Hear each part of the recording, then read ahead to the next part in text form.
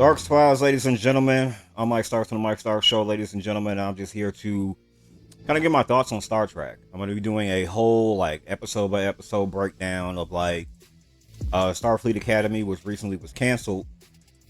They were canceled after one season. They recorded two seasons, but after the first season, it's been canceled. So basically, no more Star Trek for a while.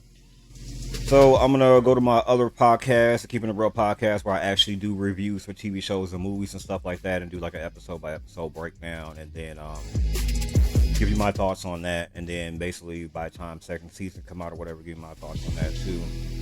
I just wanted to go into a few things as a long time Star Trek fan, a Trekkie, all of that type of stuff. My thoughts on why all of this is being canceled and everything else. And as I said on my other podcast, the Mike Stark Show and everything else, I was going to talk about woke Star Trek, and basically that's what they're calling it, because a lot of people are not real Trekkies, I would say, in my opinion, because, you know what I'm saying, if you're using the word woke in a very derogatory way by saying, okay, well, now because some of the characters on there you're realizing characters on there are different races, different colors, different sexualities and everything else, and that bothers you or that irritates you, or you feel like that's what's making the show bad or whatever else, you're not a real Trekkie. You know what I'm saying? I've watched all of the series of Trek. I literally have. I have my first experience with Star Trek has been me watching Star Trek from the Next Generation. I started with Next Generation, and I ended up watching Voyager. Deep Space Nine was my favorite. I went back and watched the original series. I watched the animated series. I've seen Lower Decks, which is hilarious. It's fantastic. Enterprise, all of them except I think Prodigy. I didn't watch that at all, but all of them. I've seen the movies, all of the shit. I'm a huge Star Trek fan and everything, and it's not like I know every single thing about Star Trek, but I know enough about Star Trek to know that people are really bitching about things that this has already appeared in other Star Trek. You know what I'm saying? Some of the things that y'all are complaining about. Now, I just want to say that the cast for this new Star Trek and everything else, pretty good cast. Everybody else is good actors and everything else. So this is not against the actual actors themselves, the issues that I think people are having. I think that their issue is the writers, the people who are writing this. You could tell are a room full of white men or just white people who are out of touch with reality, who probably don't really study Star Trek. And I think if you're going to make a new Star Trek series, you got to study Star Trek. Make sure you're not just making up some shit that doesn't go with the canon of Star Trek. And I do think Star Trek has to be to some level canon. There has to be some level of canon to it. Okay, all throughout Star Trek, this is what this is. You can't make up new Vulcans, new Ferengi, new Klingons. You can't make up new shit or whatever. You have to have it related to the rest of Star Trek, because that's what people are tuning in for. They're tuning in for this to be connected to the rest of Star Trek in some sort of way. And if you're not going to do that, if you're going to come up with some brand new stuff or whatever else, you got to explain the connective tissue to where this came from. How did we get from there to here? You don't just jump and get to where we're at right now without explaining and showing the episodes. Because I will say, I'm not a huge fan of this new series and everything else. And I actually saw the previews and the clips and the things long before this series ever came out. And I could already say, from jump or whatever else, I'm just okay, I could tell from some of the characters that I've seen or whatever, and some of the scenes that I got to see, I wasn't going to like this series. But that's how Star Trek is. Some of these series, you're going to see, maybe the first season doesn't jump off like that. But if they give it some time or whatever else, we can kind of flesh out the characters, and we can go ahead and give them some character development and shit like that. And before you know it, either you like the entire series or you don't. But this, sometimes, shows have potential, and you'll never actually get there because they cut the stuff off after the first season, because you got fans bitching, complaining, or whatever else, whatever it may be. Now, I will say some of my personal issues that I have seen with this new Star Trek Academy and everything else, I can go through each one of the characters and tell you which ones I liked and didn't like. The main character that a lot of people are having an issue with is the character Jaden Krog. He's the Klingon on the show and everything else, and he is the opposite of what a Klingon is supposed to be.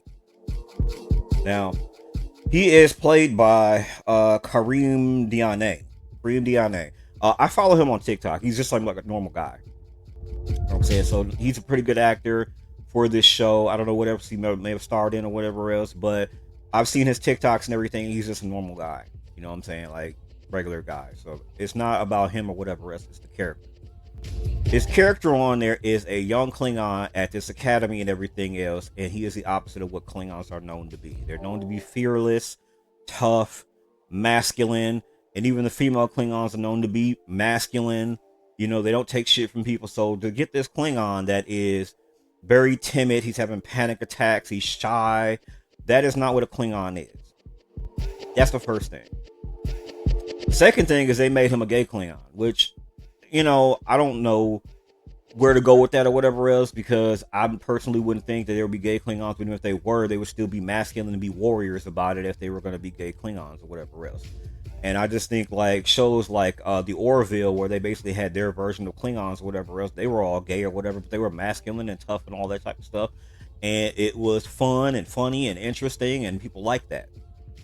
And I just think if you were going to do that, that's what you should have did. You should have still kept him as this like tough warrior, you know what I'm saying, Klingon, even though he is into men or whatever else. That's his issue. Cool. All right, whatever. That's what you like. That's what you're into. That's your thing. Cool.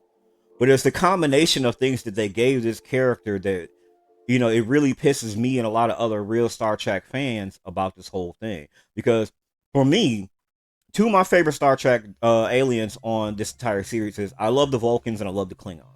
Don't mess with them. Don't change them at all. Don't do anything with them.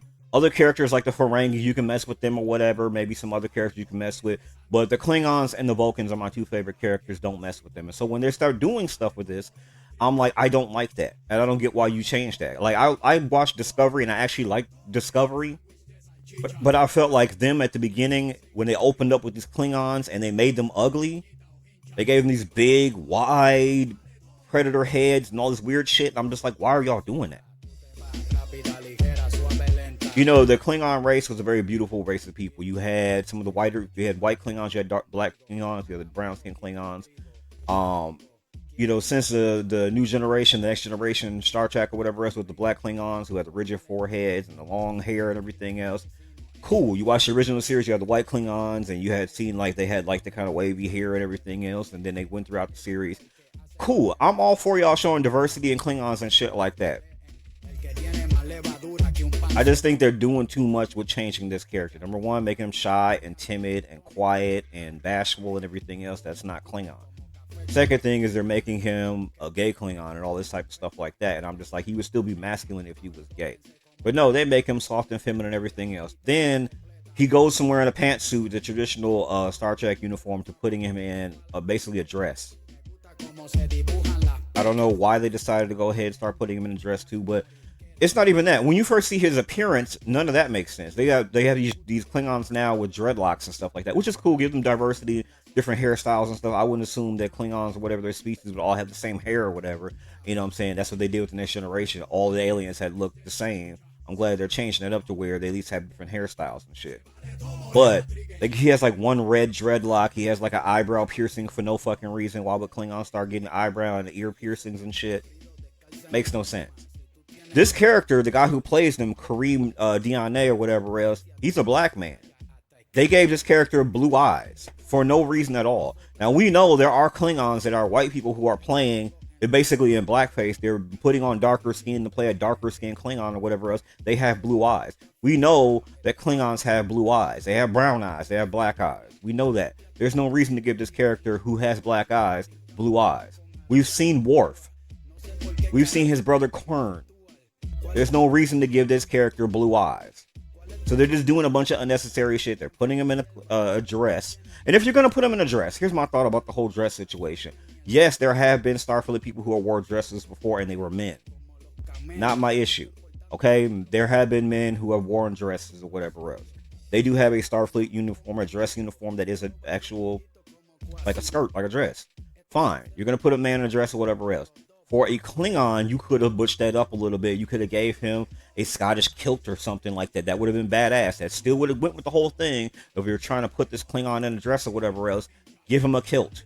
Give him something that would be the dress skirt equivalent of like a Klingon in a fucking dress. You literally gave him a mini skirt and some leggings. So I feel like they're doing too much with this character right here. You're giving him eyebrow piercings. You're giving him baby blue eyes. You're giving him a one red dreadlock or whatever else. Like, it's this. And then he's quiet, and he's just shy and bashful. He's having like panic attacks speaking in public. And by the time we got to the episode, we found out like what's going on with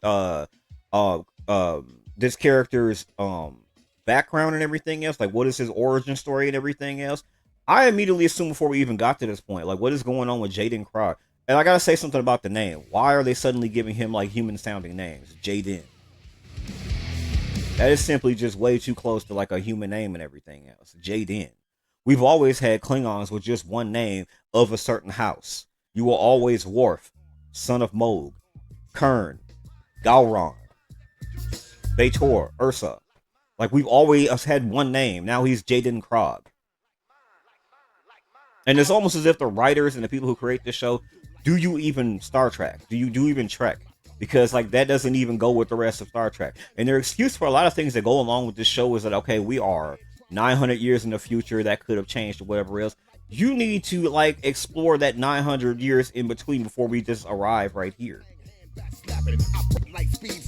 And that's my issue with this whole thing, is that, okay, y'all just started 900 years later where all this stuff is going on, and we need thorough explanations of how we got here.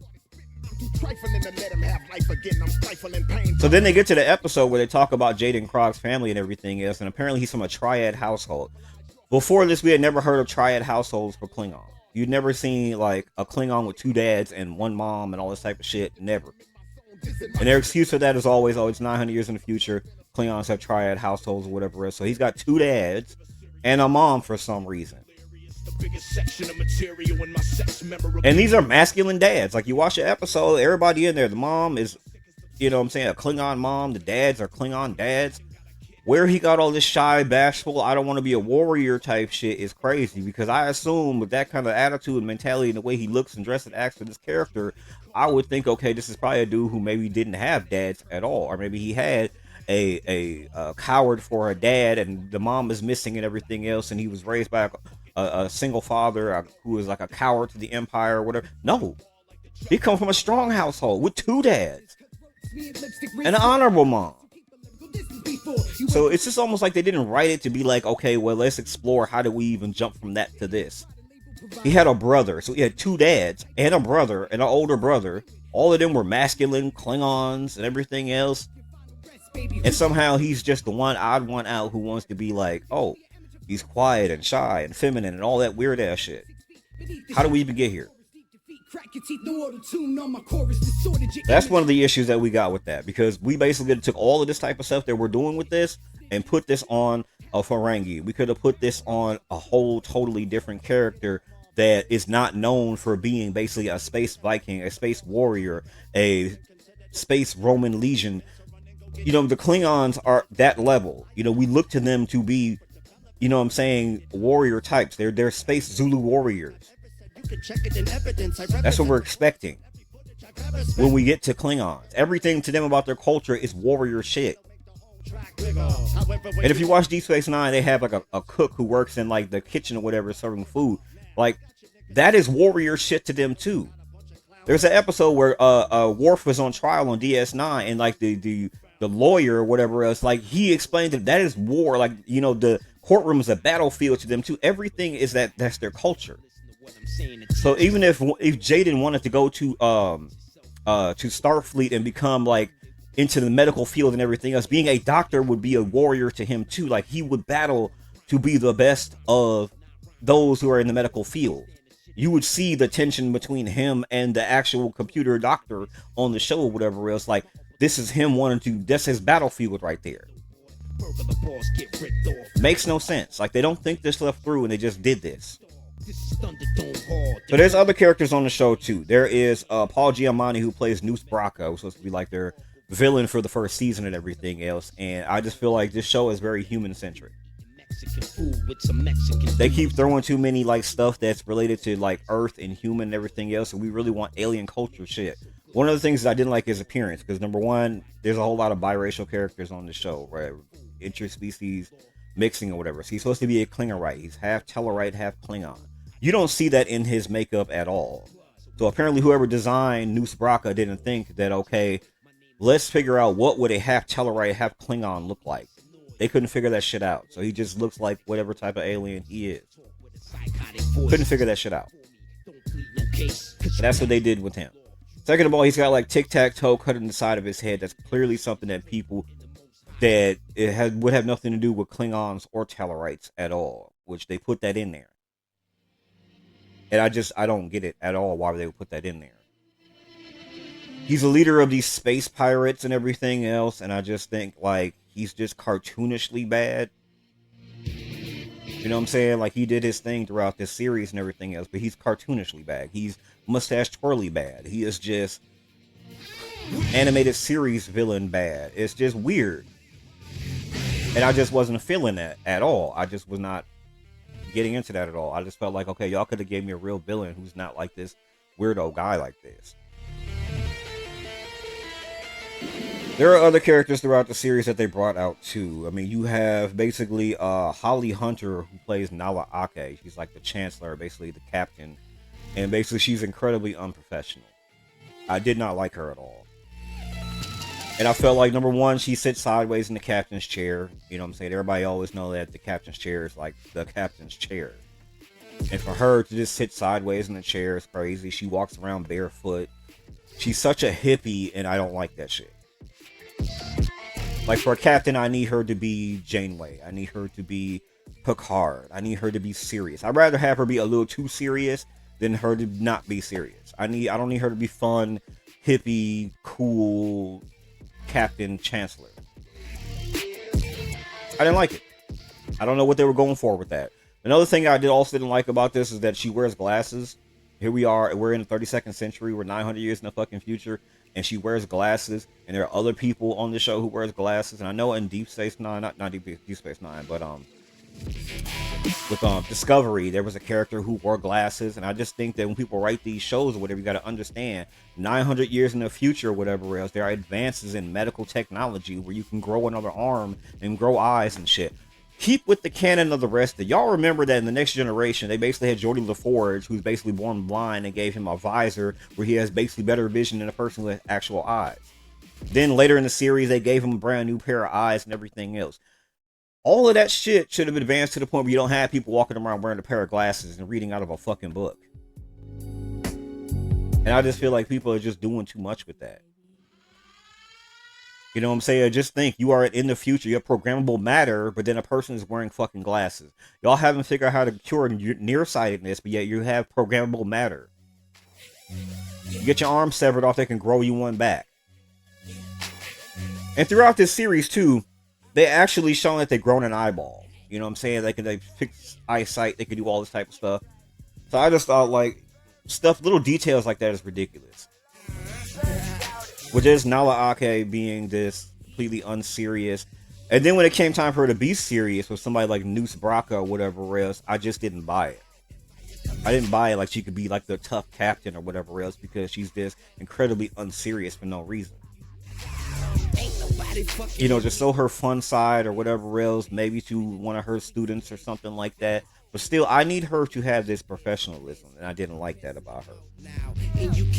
There's some other characters that I think were kind of I didn't really get into them like that either. There's Genesis, you know, she was played by like Bella Shepherd, and I just felt like, okay, I scoped her out a mile away. I kind of figured she was gonna be like, oh well, I'm the best at everything and every kind of stuff. Like, people like her and everything else. I just was like, I don't get what her character is supposed to be about. She's like the Admiral's daughter and everything else, and then she's like, I gotta be the best. And then later in the series, she's just like, I don't know if I really have what it takes, or people are just gonna basically push me ahead because I'm an Admiral's daughter and shit like that. I'm like,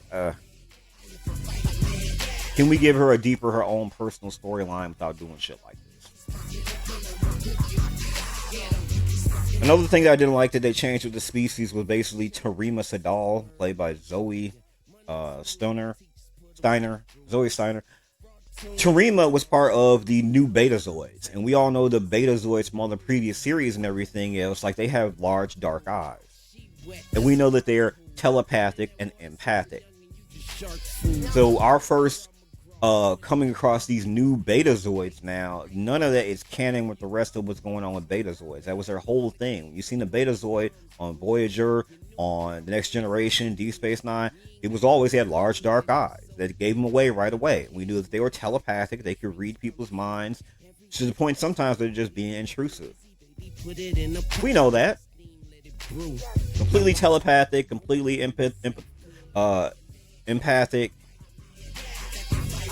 So then you come across these betazoids, and for some reason they're not just reading each other's minds or whatever else.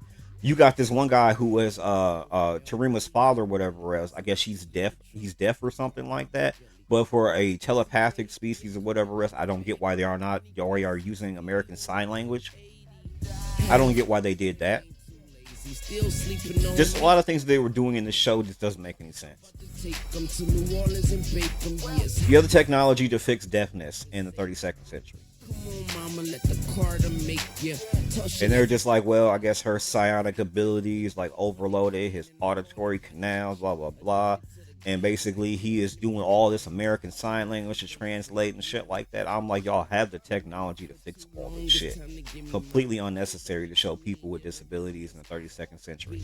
Allergic to wintertime. Not nearsightedness, not people in wheelchairs, not people who are deaf. You don't need to show any of that in the 32nd century because you have the technology to go faster than the speed of fucking light. You have programmable matter. You have shape-shifting ships. Why show all this shit when you know from real Star Trek fans, all of us who've been watching it since the beginning, since the original series, we know at this point, y'all don't have people like that in the future with disabilities. Y'all don't have any of this stuff. You shouldn't have deaf people, people with nearsightedness. None of that shit should exist. None of it. Because you're in the future where none of that shit should fucking exist. This is the reason why so many people were calling this woke Star Trek, because it's like, okay, we understand that, okay, the Star Trek as an entire series, has been about displaying DEI, displaying diversity, equity, inclusion. It has been about basically showing that since the original series. They were showing that, okay, you got a Russian, a black person, all this type of stuff that's going on. It's cool. They showed all throughout the whole series that they have basically how people of different races, genders, nationalities, sexualities can all get along and everything else. Cool. That is not the point of the show. That is the display on the show, but that's not the point of it. The point of it was space exploration, meet all these different species, go out there and do all that kind of stuff like that. That was the point of the show. Space exploration. 5-year mission, remember that shit? Boldly go where no one has gone before. And then we had like all these different series in between. And I just feel like, okay, you're making a series, and the first thing y'all gotta do is y'all gotta make sure y'all have gay black person, check. Person with disability, check. Person with you're just checking off these different things, and I'm just like, it's not like it couldn't exist in the future or whatever else, but it's just, can y'all give us a Star Trek that's not about that?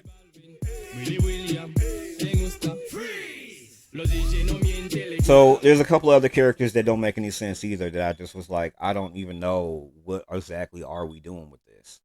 One of the things that I didn't, the characters I didn't like was Laura Thought, played by Gina Yashere. Gina Yashere is a very funny lady. She's a comedian and actress and everything else. She's a very funny lady in real life. She's actually pretty cool. So this is not against her, whatever. It's her character who plays a Jem'Hadar Klingon. And once again, they mix two species that don't even go together, whatever else. And she doesn't look Jem'Hadar mixed with Klingon. She just looks like a Jem'Hadar. They don't explain how we get to female Jem'Hadar, because those of us who've been watching the entire fucking series, you know what I'm saying, when the Jem'Hadar was first introduced on Deep Space Nine and everything else, they were bred for battle. They don't have any other purpose other than that. They don't mate, they don't sleep, they don't eat. They're addicted to Tetracell White. They don't have genitals. So how the fuck do we even get to the point where your Jem'Hadar father made it with a Klingon father? Like, how do we even get to any of this? And like I said, it seems like Star Trek has just gotten to the point where it's like, the people who make this type of shit, y'all don't follow Star Trek. Y'all not into Star Trek like that. Y'all a bunch of people who are just out of touch with reality. I know what she need. And sometimes I feel like you can automatically tell when the show is kind of written by, like, I would say white people too, because it just seems like some of y'all sometimes write this stuff for TV shows and y'all out of touch reality. Y'all want to show just how progressive and liberal y'all are and everything else. And y'all want to put the stuff in the shows, which is fine. Put people of color, put people of different diverse groups and shit like that, but don't make the show about that. This is one of the reasons why I like Strange New Worlds, because there is that stuff in there. You know what I'm saying? But it's like, okay, the show is not about that. The show is about like, oh, there's a bunch of weird, strange shit going on, and we're going on adventures and all that type of stuff. It's not about that. You can clearly see we got the black doctor, we got the, you know what I'm saying, the person who flies the ship, she's gay and all this type of shit. Cool, whatever. But I feel like sometimes people are missing the point when they make these shows. And I think that's one of the reasons that led to the cancellations, because, yeah, you're going to have some people bitching about the stuff because they simply don't want to see diversity in the show. They want it to go and not be so much diverse and everything else. But also you're going to have people who are lifetime Trekkies who are just like, cool, we get it. Star Trek does include all of this stuff. It is diverse, equal, inclusive. It has people of different sexualities and different races, ethnicities. Cool, great. Okay, can the show be about episodes by exploring space and different other stuff going on out there? Can the episodes be about that? Oh shit, you still know he back again. Now my thing is, okay, a lot of people are also saying, I was saying this to myself too, that Starfleet Academy was turning out to be something like Starfleet 90210. You know, it was like a kiddie drama shit that's going on and everything else. And I was hoping this was going to show the type of like really serious, extringent shit that people have to go through in Starfleet Academy to become a Starfleet officer. I'm thinking, since y'all a paramilitary institution, that we will be seeing military training. And I know they showed some stuff where like, okay, well, the character of Laura Thok, basically, I was just talking about, who's like a Klingon, Jemadar and everything else. She's like their cadet captain or some shit like that, and she's like, you know what I'm saying, on the show. And they did show some episodes where like they were doing some training or whatever. They were shooting at targets and shit like that. A few things in there. The fitness training they have to do and everything else. But I just expected more. I expected more, that if you're going to be teaching people how to become basically academy officers. How do you get to the point where you're going to be basically an enlisted member and everything? I just expected more.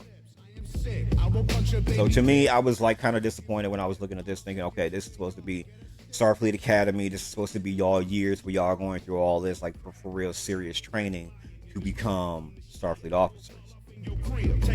Because before this series, you know what I'm saying, the thought from a lot of people who watch Star Trek is that like Starfleet Academy is like serious shit. You got to go through quite a bit of stuff to become eligible to actually be a Starfleet officer. And now we're seeing like it isn't that serious. And I hate when like Star Trek tells you like something is serious or whatever else, then when you actually see whatever show or movie they make about it. The same thing they do with like Section 31. Whoever saw the Section 31 movie, that was a complete fucking joke. That was not Star Trek. They made Section 31 make it seem like it was such as like serious, like off the books, black operations thing, you know, just, you know, and then you actually watch a movie about it and it's just like, this was so unserious. Incredibly unserious. And you know that was written by somebody who just like don't get Star Trek. Like you really don't even be trekking.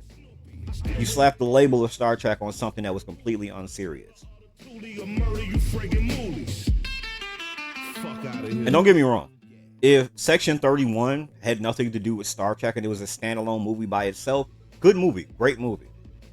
But for Star Trek fans and for that to be a part of the Star Trek canon, garbage. Same thing with this.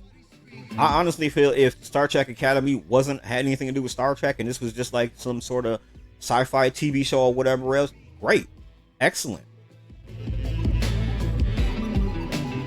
But I just feel like it doesn't go with things.